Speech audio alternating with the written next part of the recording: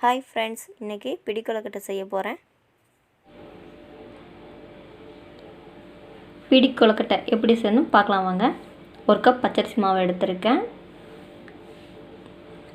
1/4 cup அளவு பாசிப்பருப்பு எடுத்து வறுத்து 2 விசில் விட்டு வேக வச்சு எடுத்திருக்கேன்.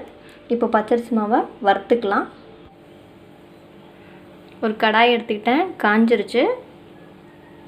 இந்த மாவை வறுத்துக்கலாம்.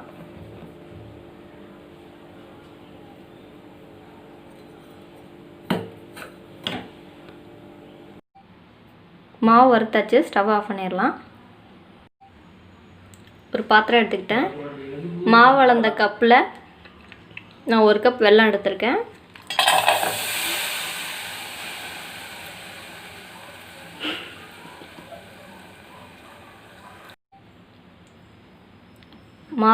மாவு அளந்த கப்பில் 1 கப் வெல்லம் சேர்த்துருக்கேன்.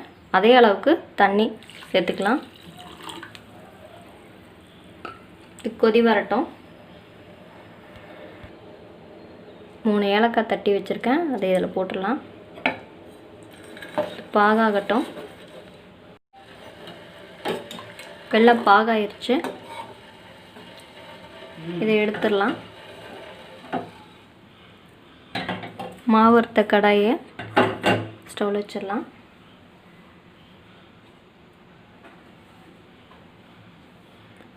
ஒரு ஸ்பூன் நெய் சேர்த்துக்கிறேன். தேங்காய் குட்டியாக கட் பண்ணி வச்சுருக்கேன், அதை சேர்த்துக்கலாம் நெய்யில்.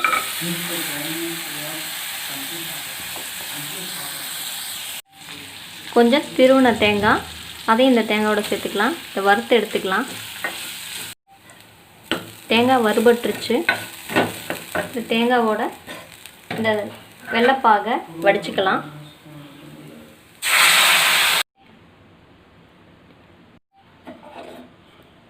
வேக வச்ச பருப்பை இந்த வெல்லத்தில் சேர்த்துக்கலாம்.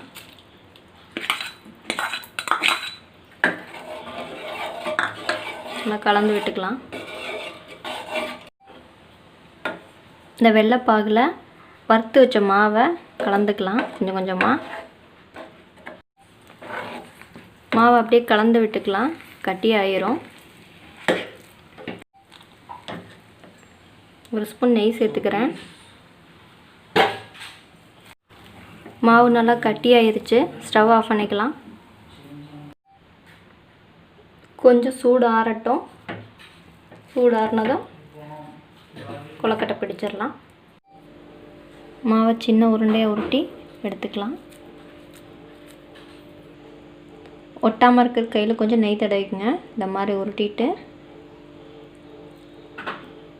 இந்த மாதிரி பிடிச்சிக்கலாம். ரொம்ப பெரிய சைஸாக பிடிக்காதீங்க, மீடியமான சைஸில் பிடிங்க, அப்போ தான் நல்லா உள்ளெல்லாம் வேகும்.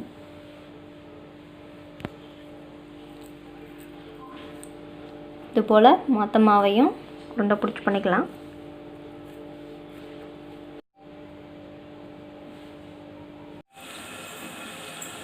இட்லி பாத்திரம் எடுத்திருக்கேன். தண்ணி நல்லா கொதி வந்துருச்சு. இப்போ நம்ம அந்த பிடிச்சி வச்ச கொழுக்கட்டையை வேக வச்சிடலாம்.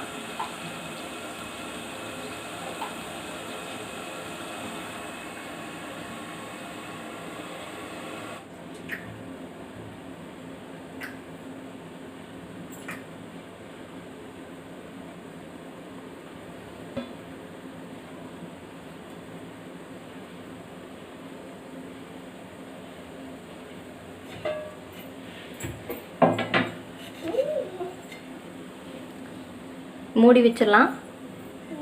10 நிமிஷம் வேகட்டும்.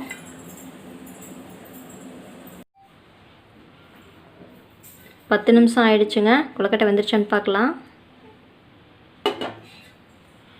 வெந்துடுச்சு. ஸ்டவ் ஆஃப் பண்ணிடலாம். பிளேட்டுக்கு மாற்றிக்கலாங்க. பிடி கொழுக்கட்டை ரொம்ப சூப்பராக சாஃப்டாக ரெடி ஆயிருச்சு. நீங்களும் இது போல் செஞ்சு பாருங்கள்.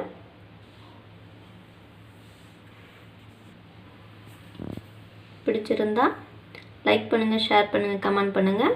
சிமா சேனலுக்கு சப்ஸ்கிரைப் பண்ணுங்கள். மறக்காமல் பெல் பட்டனை கிளிக் பண்ணுங்கள். தேங்க்யூ ஃபார் வாட்சிங்.